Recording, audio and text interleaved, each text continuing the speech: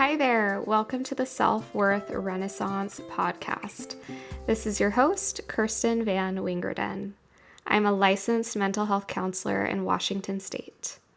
Please note that what is about to be discussed in this episode is not a replacement for individual therapy and is a collection of musings and thoughts on mental health topics.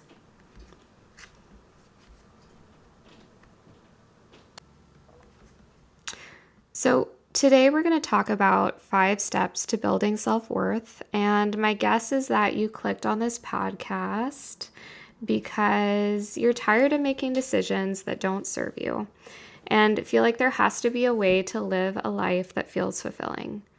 Maybe your self-worth is at an all-time low. You're looking for something to re-inspire you and bring you back to a confident version of yourself. And maybe you've never felt confident or comfortable in your own skin. Self-worth isn't something you just find, it's something that you build step by step. And today we're breaking down 5 powerful steps to help you reconnect with your value and embrace your true self. So the first step to take is to know that you have value beyond your achievements. You need to recognize that your worth isn't tied to your achievements, your accomplishments, your relationships, or external validation. Your worth comes from inherent knowledge that you are enough just as you are. And that doesn't mean we aren't trying to grow into healthier versions of ourselves, but it does mean that we need to accept where we are starting from and who we are. We really need to stop trying to shape ourselves into what we think other people want us to be and trying to achieve other people's love, really based off of this version of us that's perfect and polished and it does all the things right? It just isn't going to work. And so I like to remind people too, the people that are meant to be in your life will love, honor, and respect you for who you are outside of all of those pretty shiny things that you add to your identity. And those people will love even the messiness of you, right? They're going to like those parts of you that, gosh, can sometimes be intolerable, or they might not like them, but they're willing to be with you in them, right? And that's a big deal. And, that really comes down to the reality that we're all really messy, we're human, and we're all just trying to figure this out together. So another way that you can really start to identify your worth outside of those achievements is to start reflecting on your inherent qualities. So, maybe you're kind, maybe you're resilient, maybe you're creative, or maybe you are super smart, right? And it's just not something that you own very often. I think we always talk about nature versus nurture. And I think that people by nature have qualities and traits about them that are just so incredibly unique and specific to them. And they really make you valuable, right? Those are the things that you bring into the world as a gift to other people. So I'm wondering if you've written down your list of those qualities, and maybe you need to prioritize getting to know yourself and the things that you bring to the table before you start to worry about, what others might bring to you at the table.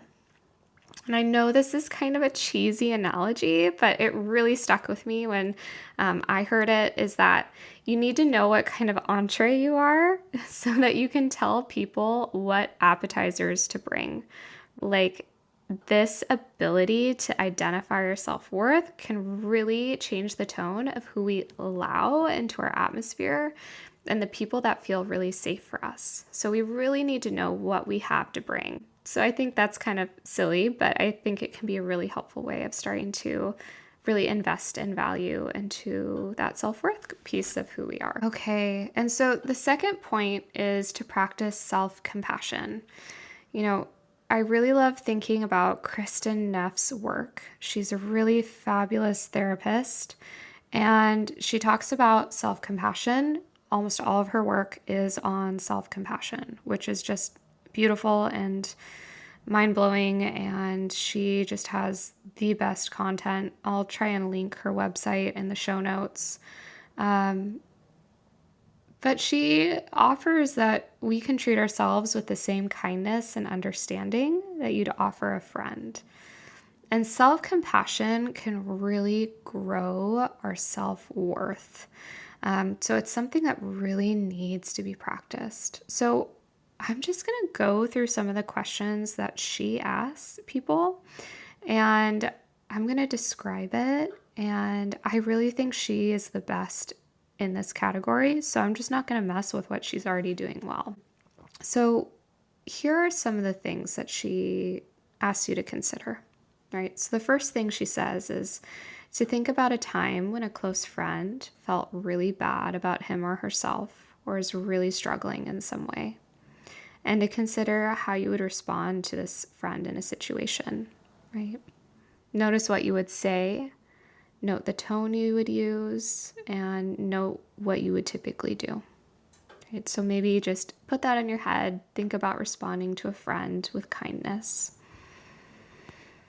And now what I want you to do is I want you to think about times when you feel bad about yourself or you're struggling. How do you typically respond to yourself in those situations? So think about what you would say, what you do, what your tone of voice is with yourself. How do you really relate and respond to yourself in hard situations? And so the question is like, did you notice a difference between those two, right? So what factors or fears come into play that lead you to treat yourself and others so differently? What is the fear that you hold that says it's better for me to shame myself than to allow myself self-compassion and to know that I will grow and I will change and I will move forward from this? And so the last question she asks, right, is why don't you respond to yourself in kindness? Why is that something you choose not to do? Why do you go to the place where you're beating yourself up all the time?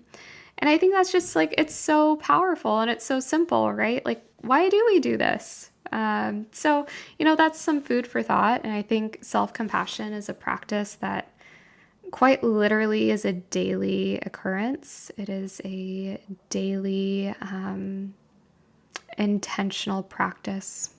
And so that's something to consider as well. I think too, on the front of practicing self-compassion, when mistakes happen, we really need to reframe that self-criticism into a constructive lesson. Like, I'm learning and that's okay. So simply put, stop beating yourself up. It doesn't get you anywhere. You can't grow from it. I personally really struggle with this one. I will ruminate on where I went wrong and what I should have done differently. And honestly, this can make me quite a miserable person to be around if I'm constantly trying to change the past. And there's this quote by Jack Kornfield. He says, "The past is over. Forgiveness means giving up all hope of a better past." And give up all of that hope of what you wanted your mistake to be and move forward with energy towards changing the future version of yourself. So if I'm expending all of my energy worrying about the past and trying to change the past, I can't put my energy forward. I can't put my energy into what I want to become, who I want to become, what I'm learning from.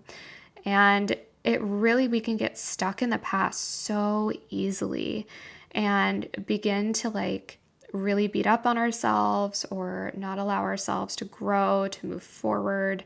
And I would just encourage you to consider too, are there places in my past where I need to practice self-compassion for myself so that I can move forward and know that I have worth and value and that I can become the person I want to be in the future and maybe in this very present moment? Who is the person I want to be? Am I living into that?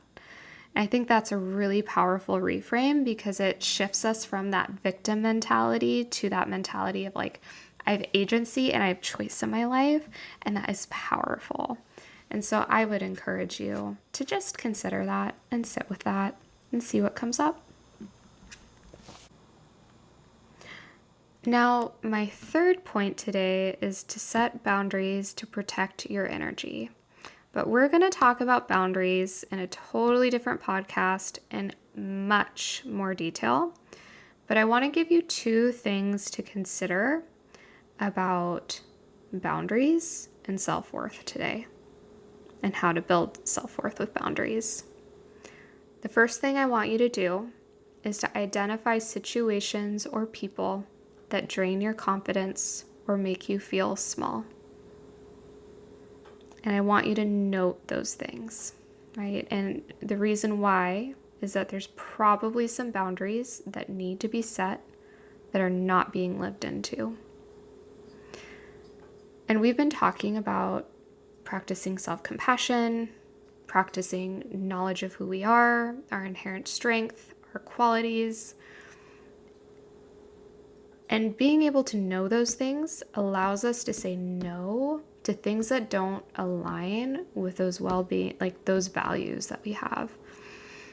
And if we can say no to things that don't align with our values, we can live a more, holistic life, an integrated life. And so consider that. Where are the places where I feel small? And where are the places I really need to start practicing my no's?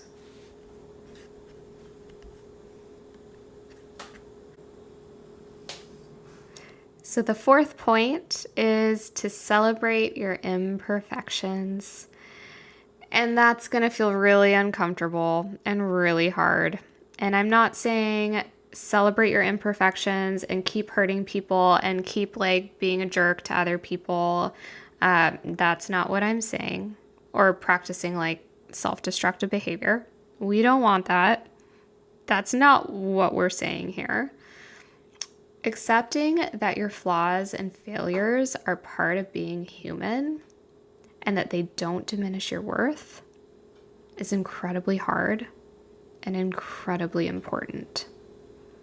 When I think on my life, I actually think the people that I find myself most drawn to in life are the ones that can admit that they made mistakes and how they have grown from those mistakes, right? There is trust built into that. And I think you can actually build trust with other people and have other people see your worth in that when you're honest about your mistakes and you own that, right? If you want other people to trust you, you have to kind of own your shit, what you bring to the table, right? So think about the things in your personality that maybe feel embarrassing or maybe feel like, oh, I wish I didn't do this thing, right? And own it. Yeah, that's part of who I am. That is something that I'm working on every day. For me, I am so slow to figure out what I feel. I'm just a very internal person. There's a lot going on in my head all the time. And so it's something I've had to really own is that, gosh, I don't always speak with honesty in the moment because I go into a people-pleasing mode and I want other people to be happy. I immediately self-abandon my happiness for other people's happiness. And that is just it's not good. It's not good. And so being able to identify those things about ourselves is so important. And you might be surprised what comes up for you if you own those things and you invite people into that. And it actually might be kind of exciting to see that other people are excited to step alongside you and, join in on that with you. I think that there can be a lot of healing that happens that way too. So consider that. Consider how owning those imperfections might be powerful. And that leads us to our fifth and final topic, which is invest in yourself. No one else is going to invest in you in the way that you can invest into you, right? We want to build self-worth through actions as well as words. Self-worth is not built by words alone. It is built also by the follow-through and the way that you treat yourself. So spend time nurturing your passions, learning new skills, and exploring personal growth. Stop mindlessly scrolling all of the apps, spending all of your time complaining about what you want your life to be like, and begin to create a life that is aligned with your desires. Maybe it means trying out the scary thing that you have always wanted to do. Maybe for you, maybe you need to go try pottery, fencing, climbing. Maybe you need to go salsa dancing. Do the thing you've always wanted to try to do, but you never thought you were the right person for it. It doesn't matter what your body looks like, or if you feel like you aren't charming enough or sociable enough to do the thing, just make it happen. Give it a try. It might be awkward. You might have some funny stories from it. You might try it and go like, yeah, that was a pipe dream. Like, that is not who I am. Like, actually, that was me trying to become someone who I'm just not. And that's okay, because you're learning more about yourself in that process. And that is beautiful. So, whether through journaling, therapy, or self-care rituals, really commit to activities that strengthen your connection to yourself. The world is really noisy, so find ways to turn down the noise. We've discussed previous episodes, the importance of slowing down and tuning in to hear your intuition and make decisions based off of that intuition. And so being able to invest in activities that really build up that self-confidence, that self-worth is really important. And it's important to remember too that building self-worth is an ongoing process, but with consistent effort, you'll develop an unshakable sense of value that comes from within. And so to recap a little bit, here are the 5 points, the 5 steps to building your self-worth. Number 1, know your value beyond your achievements. Number 2, practice self-compassion. Number 3, set boundaries to protect your energy. Number 4, celebrate your imperfections. And number 5, invest in yourself. As always, it's such an honor to share space with you in what I know is likely a busy schedule. Please rate this podcast, give it 5 stars, subscribe so that I can continue to make content that really aligns with what you guys are looking for. Give me feedback, reach out if you want. I'd love to communicate with you all and just help me do a better job of building self-worth and, this idea that self-worth is something we all can have. So yeah, reach out. I'd love to hear more from you all, and I hope that you have a great rest of your week. Take care.